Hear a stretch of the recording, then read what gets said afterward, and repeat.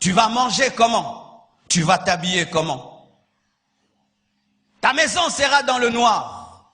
Tu n'auras pas d'eau et tu n'as pas de puits. Comment auras-tu les vêtements? Comment feras-tu? Et pendant qu'à la maison on ne mange pas, tes enfants voient le voisin du quartier qui a eu la marque de la bête, il roule carrosse, il a la maison, il a l'électricité, ses enfants vont à l'école, tes enfants commencent à envier ceux qui ont la marque de la bête. Comme en ce temps-ci, il y a des chrétiens qui envient les occultistes.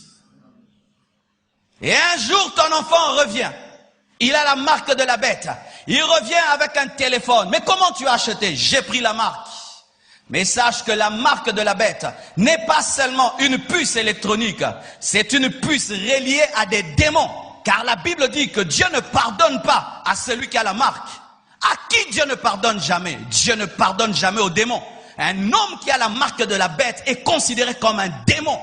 Et un enfant rempli du diable vient dans ta maison. Qu'est-ce qu'il fera? Il peut te décapiter au nom de l'Antichrist.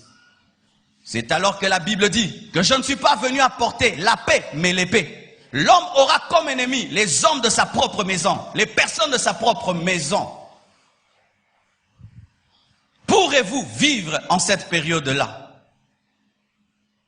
Pendant la tribulation, il n'y aura pas que la marque de la bête. Il y aura des guerres. Tout ce que vous voyez aujourd'hui, la Corée qui est en train de faire une arme biologique, tout ce que vous voyez aujourd'hui, des hommes intelligents, au lieu de créer des routes, créent des armes. Dernièrement, je suis sur Internet, bien aimé, je crois non, à la télé. Des gens qui bombardent une arme chimique qui brûle presque les yeux des enfants. Les gens deviennent aveugles. Ils sont en train de tester ces choses. Et les hommes auront la capacité d'envoyer des bombes atomiques dans l'eau, de sorte que l'eau devient amère. Comment vas-tu boire une eau amère? La Bible nous dit que pendant la tribulation, le soleil perdra sa lumière. Une partie de la terre sera dans les ténèbres. La terre est dans les ténèbres et tu n'as pas d'électricité.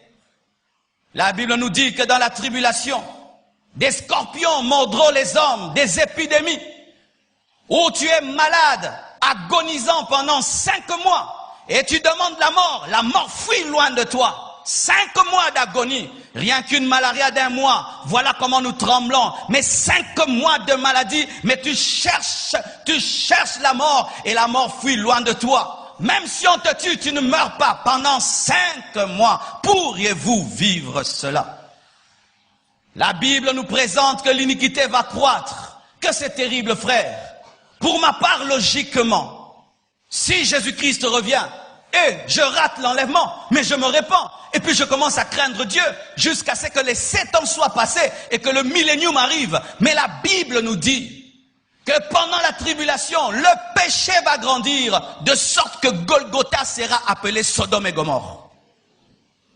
Le lieu où Jésus est mort sera appelé Sodome et Gomorrhe. Le péché va grandir. Chers parents, vous voulez que vos enfants puissent vivre dans un cadre adéquat. Ne ratez pas l'enlèvement, parce que si Jésus s'en va, l'Église, plutôt si l'Église s'en va, le diable aura la permission de répandre ses démons comme jamais. Le monde deviendra une loge, car tous les hommes adoreront le dragon et la bête. Nous fuyons, je ne peux pas entrer dans la rose croix. Le monde entier deviendra une loge, car les hommes seront clairement des adorateurs du diable.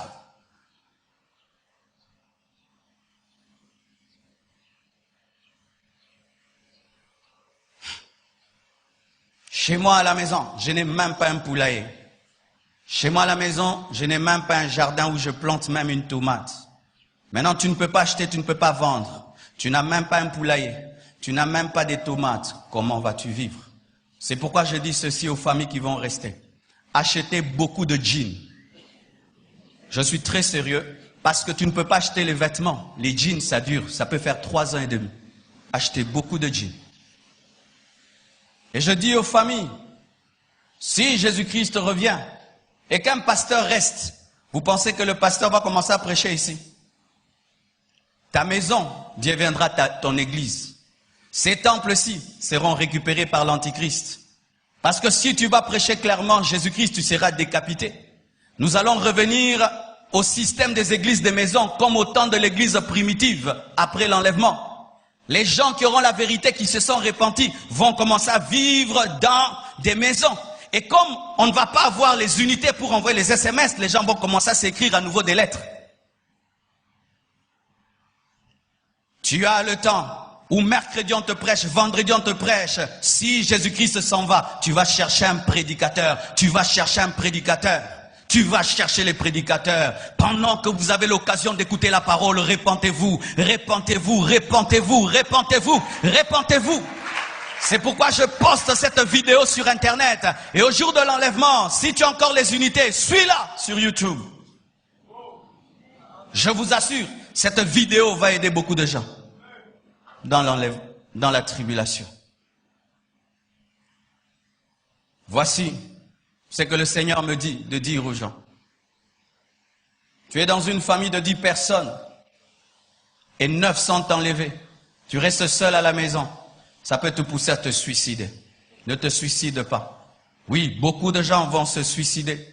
Tu fais 3 ans et demi, papa est parti, maman est partie et tu sais qu'ils sont au ciel. Mais toi tu as raté parce que tu refusais de pratiquer la parole. On te disait tous les jours, donne ta vie à Jésus. Répands-toi, répands-toi. Ah, ça ce sont vos trucs, hein. Ça ce sont vos trucs. Et tu te rends compte, maman avait raison, papa avait raison, mes frères avaient raison. Il y a des gens qui risquent de se tuer. Ne te suicide pas, mais arme-toi de la pensée de souffrir pour Jésus et accepte d'être décapité au lieu d'avoir la marque de la bête. Alléluia. Alléluia. Si t'arrivais de rester, dis la vérité pourquoi tu es resté.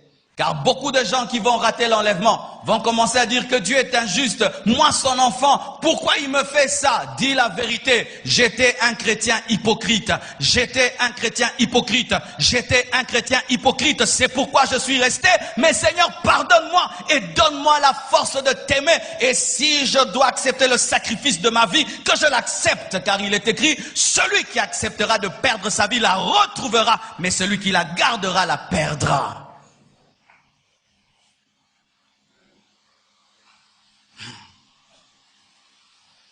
À présent, à vous qui marchez avec Dieu, à vous qui craignez Dieu, pourquoi avez-vous ce comportement et cette attitude envers les frères de vos familles? Vous venez vous écouter une telle parole à l'église et lorsque vous rentrez, vous continuez à vivre comme si vous n'avez rien entendu. Vos frères sont en danger, vos sœurs sont en danger. Cherchez à être des Noé. Noé, quand il a la révélation du déluge, il se bat pour que les gens entrent dans l'arche. Et quand tu as la révélation de l'enlèvement et des choses qui vont arriver, tu te bats assez que tes frères puissent croire en Jésus. Tu ne passes pas ton temps à les insulter. Tu ne passes pas ton temps à les accuser. Tu ne passes pas ton temps à dire qu'ils sont des démons. Mais tu travailles à faire qu'ils puissent croire en Jésus-Christ comme toi pour que tu puisses les retrouver. Chers parents, est-ce que tes enfants seront enlevés? Cher mari, est-ce que ta femme sera enlevée? Tu te donnes à être très spirituel et tu laisses ta femme être charnelle. Tu te donnes à être spirituel, tu laisses tes enfants devant la télévision. Tu te donnes à être spirituel, tu offres tout ce qu'il faut à tes enfants, mais tu ne leur donnes pas Jésus. Tu leur donnes pas Jésus. Tu leur donnes pas Jésus. Si nous pouvions nous battre comme nous nous battons là, à aider nos frères et sœurs, à avoir ceci et cela, mais nous battre pour les amener à se convertir. Tu peux leur envoyer toutes sortes de choses sur Internet, mais tu n'envoies pas des prédications, tu n'envoies pas des messages. Commencez à envoyer à vos frères des messages, à vos frères inconvertis des messages sur WhatsApp, sur Facebook. Remplissez leur boîte avec des vidéos et des prédications. S'ils ne croient pas en toi, une prédication, une vidéo peut changer sa vie. Mais qu'est-ce qui arrive? Je peux envoyer à un homme qui n'est pas de ma famille une vidéo de prédication, mais à mon propre frère, à ma propre sœur, nous n'arrivons pas à le faire. Nous sauvons les autres, sauf les membres de nos familles. Très à l'aise à prêcher aux autres, mais pas aux membres de nos familles. Très à l'aise à envoyer des vidéos de conversion, de prédication aux autres, mais pas aux membres de nos familles. Alléluia. Alléluia. Voici mes frères et sœurs. J'ai compris ceci, que souvent nos églises sont comme des mauvaises écoles. Vous savez, dans une école moins sérieuse, le promoteur se contente d'avoir une foule, même s'il sait que cette foule ne va pas avoir l'examen d'État. Mais dans une école sérieuse, ce n'est pas la foule qui compte, mais c'est le nombre des personnes qui ont le diplôme pour faire 100%. Et dans une église, lorsqu'on est nombreux comme ça, et qu'on ne suit pas votre spiritualité, on est comme une école qui aime brandir, nous sommes autant d'élèves, mais après c'est le néant. Mais vaut mieux une petite école de 10 personnes, mais qui aura 100%, qu'une grande école de 1000 personnes qui aura néant. C'est pourquoi mes frères, si les hommes de ce monde sont intelligents, en matière d'éducation, à l'université, qu'est-ce qui se passe? On donne un examen et le professeur sait que l'examen est tellement haut et il connaît le niveau intellectuel de ses étudiants. Il dit qu'il y aura une deuxième session et pendant la deuxième session, il prépare un examen pour les aider à comprendre ce qu'ils n'ont pas compris. Et Dieu aussi, il dit qu'il y aura l'enlèvement, mais après l'enlèvement, ceux qui vont rester, s'ils gardent la foi et se répandent et refusent la marque de la bête et acceptent même de mourir, ils vont ressusciter pour entrer dans le millénium.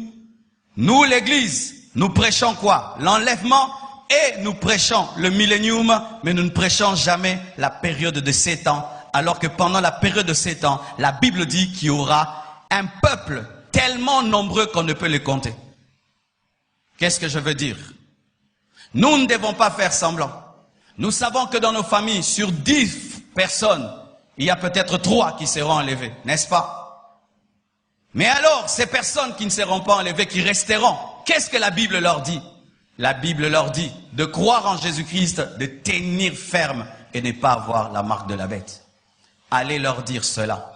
Si tu refuses de croire en Jésus-Christ et moi je m'en vais, voici ce qui va t'arriver. Alors quand tu verras ces choses et que tu croiras et que tu sauras que je ne mentais pas, voici ce que tu dois faire.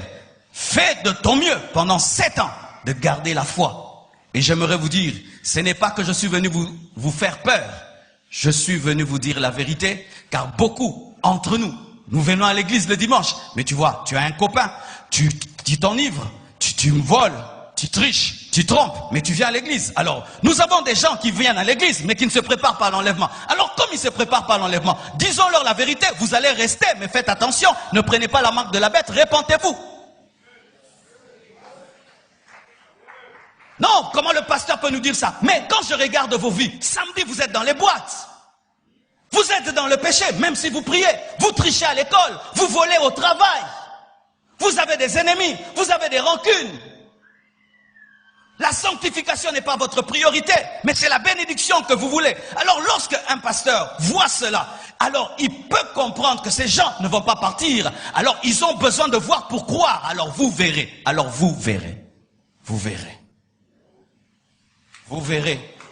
Oui, j'aimerais te parler. Lorsque tu viens à l'église, on parle de l'enlèvement, tu nous méprises. Tu es comme les gens du temps de Lot qui le méprisaient. Mais ils disent toujours ça. Le jour que ça s'accomplit, alors tu croiras. Alors voici ce que tu feras. Pendant 3 ans et demi, cultive des pommes de terre. Achète-toi des jeans. Cache-toi très bien dans ta maison. Prends la Bible, commence à la lire comme jamais. Deviens le prophète du millénium. Dis maintenant aux gens. Lorsque les gens vont commencer à faire des informations et disant nous ne comprenons pas, demande la permission de passer à la télévision pour leur expliquer. En soi, hein, c'est que Jésus a dit c'est accompli, nous sommes restés, tenons bon parce que l'Antichrist arrive et voici ce qui va arriver. Mais Dieu ne veut pas que tu deviennes un prophète de la tribulation. Mais si tu ne prends pas la décision, c'est ce que tu deviendras, un grand prophète de la tribulation, expliquant l'eschatologie avec précision. Que Dieu vous bénisse abondamment.